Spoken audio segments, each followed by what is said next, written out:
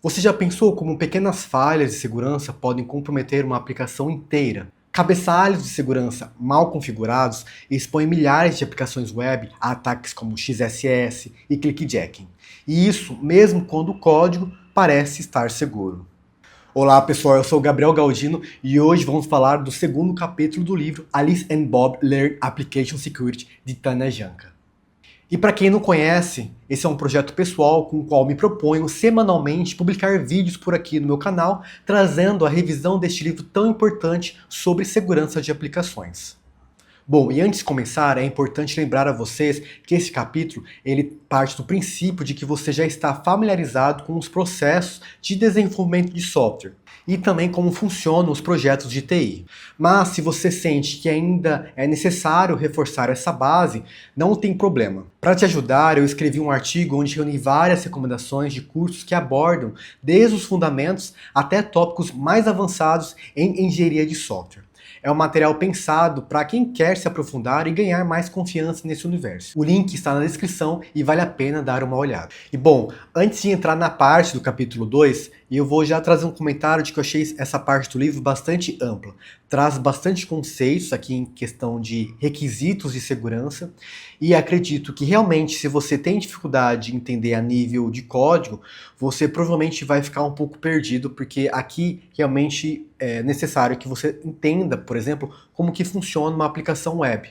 Mas não fique assustado, porque algumas dessas recomendações elas estão sempre sendo atualizadas, ok? Então existem alguns detalhes que não adianta você memorizar, porque pode mudar em algum momento, desde que um ataque mude sua sofisticação ou desde que a tecnologia também evolua. Então aqui eu peço para que vocês prestem atenção, sobretudo, na ideia por trás do conceito, na lógica dele, no porquê, né? Aquilo que a gente falou já na parte 1, que são os conceitos fundamentais, de você entender o porquê de algumas práticas de segurança e não ficar apegado ao como. Bom, então vamos lá. Logo no início, a Tanya Janka, ela traz então o ciclo de desenvolvimento seguro de software para nos apresentar o propósito principal dessa parte do livro, que são os requisitos de segurança. Assim, se você trabalha com desenvolvimento de software, não importa se você atua com metodologia ágil, cascata, DevOps, um ponto indispensável é: as questões de segurança precisam estar presentes no início do ciclo.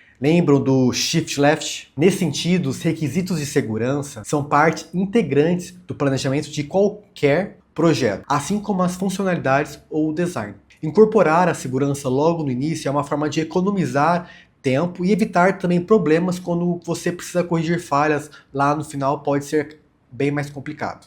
Nesse sentido, os requisitos de segurança fazem parte do planejamento de qualquer projeto. Certo, mas o que seriam esses requisitos de segurança? Quando falamos em requisitos de segurança, no contexto do SLDC, né, o Ciclo de Desenvolvimento Seguro de Software, estamos nos referindo àquelas práticas que garantem que a segurança do sistema seja uma prioridade desde o início até o final. Então, no SLDC, tudo começa na fase dos requisitos, onde você define que o software precisa fazer, mas como ele deve se proteger contra as suas principais possíveis ameaças. É aqui que surgem perguntas como: este sistema vai lidar com dados confidenciais?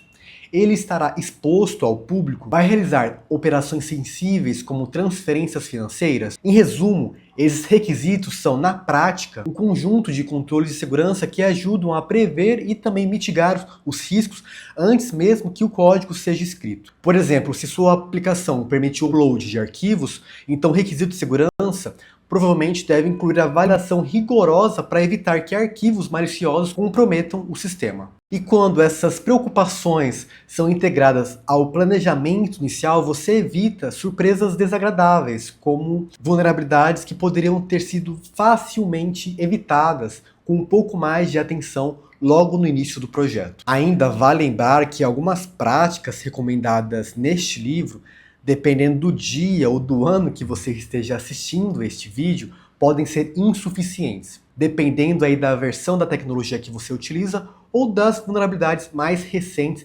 identificadas no mercado. Então, antes de aplicar qualquer recomendação neste livro, é importante que você consulte fontes atualizadas, como a OASP, para garantir que as medidas elas estão alinhadas com o cenário atual de segurança, enfim, de ameaças. Por isso, Reforço novamente, vamos aqui focar no propósito e no fundamento desses requisitos. Acompanhando os requisitos de segurança, algo que eu também preciso concordar quando é mencionado aqui no livro, é que uma prática muito útil para manter a segurança integrada ao fluxo de trabalho de desenvolvimento é estabelecer um SLA, um acordo de nível de suporte, entre a equipe de segurança e as outras equipes envolvidas no desenvolvimento da aplicação. Esse acordo define prazos claros para respostas e soluções de problemas relacionados à segurança.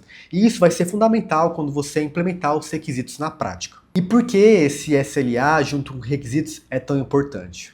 Bom, como o livro menciona, um dos maiores desafios em segurança de aplicações é evitar que a equipe de segurança se torne um gargalo nos projetos.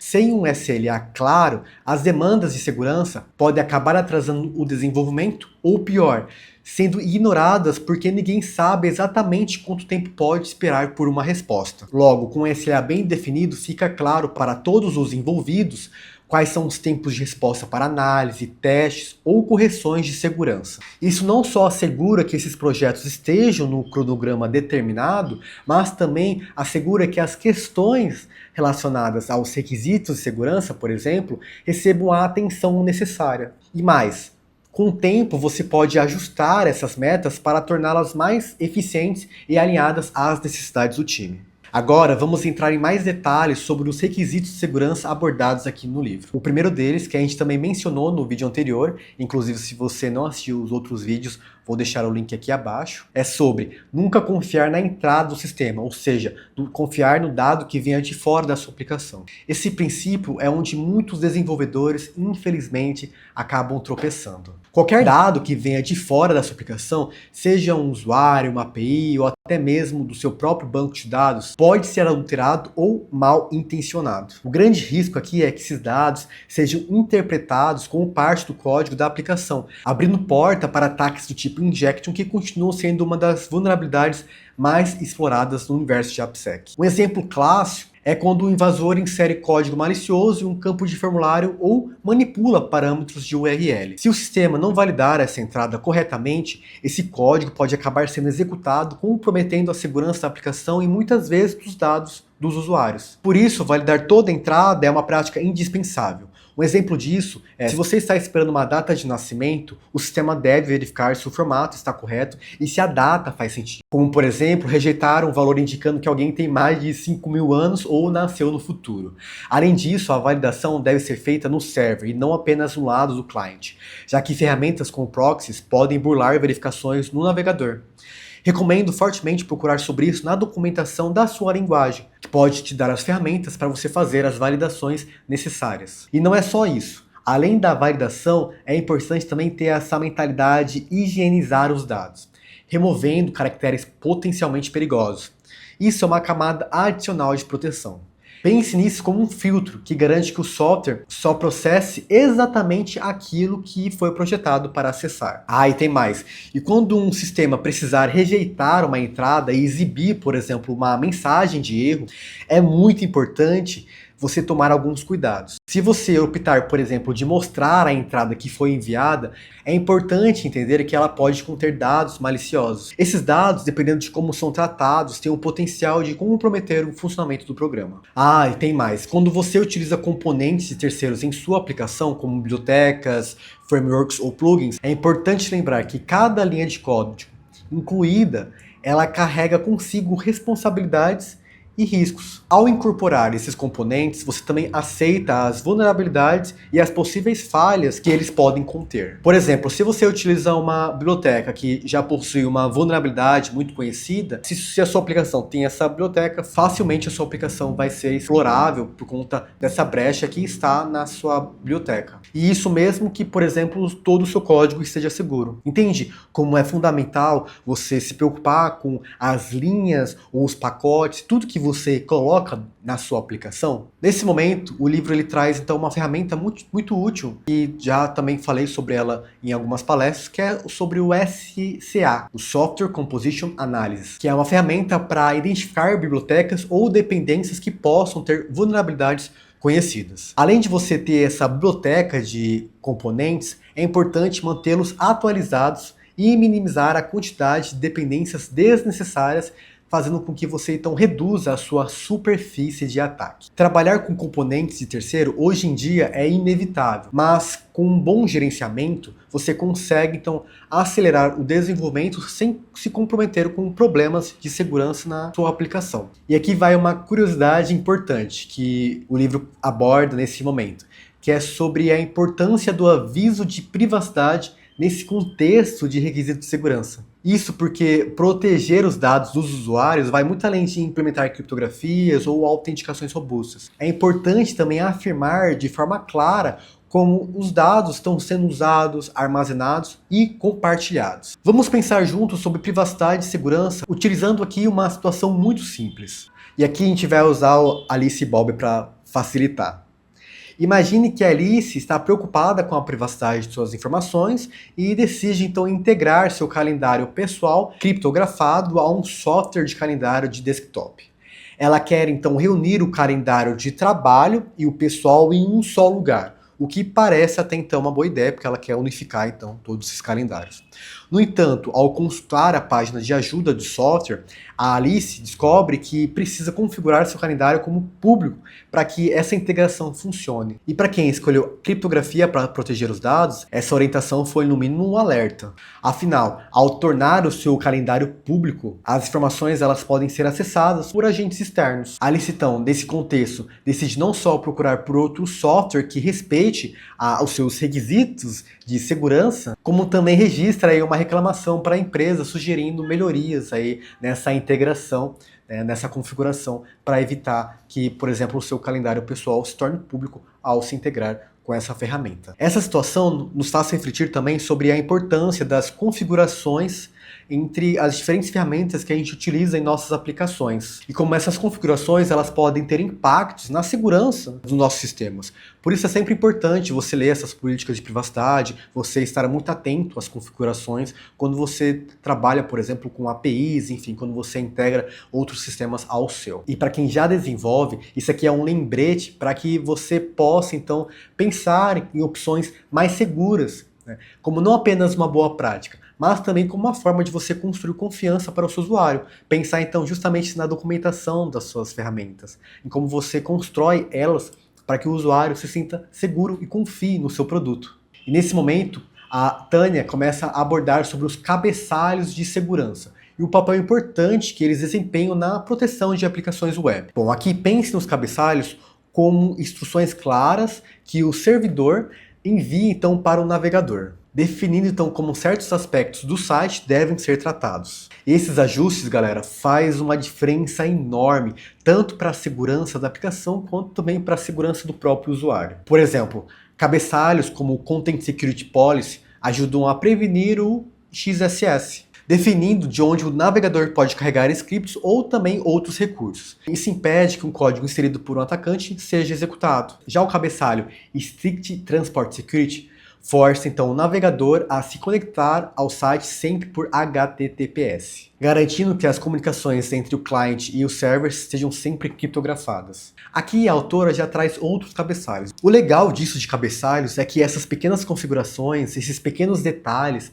fazem uma mudança significativa para a segurança da sua aplicação web. Então por isso é importante você verificar como está o cabeçalho da sua aplicação web para ver se ele está aí garantindo que esses requisitos de segurança estejam implementados. E o interessante é que alguns frameworks modernos eles já possuem suporte para implementar esses cabeçalhos de maneira prática, tornando esse processo muito mais acessível e altamente eficiente para fortalecer as defesas sem complicações desnecessárias. E se você quer entender mais sobre a parte de cabeçalhos, vou deixar aqui um link da WASP que traz então todo esse conteúdo de maneira muito mais detalhada para você então entender como implementar no seu trabalho, enfim, no seu sistema. E falando ainda em cabeçalho de segurança e a importância de configurar corretamente cada detalhe, vamos aproveitar então para explorar outro ponto que é central: os certificados de segurança. Então, assim como os cabeçalhos, eles desempenham um papel fundamental na configuração de uma aplicação web, garantindo que a comunicação entre o navegador e o servidor seja protegida por criptografia. Aqui é tudo sobre comunicação.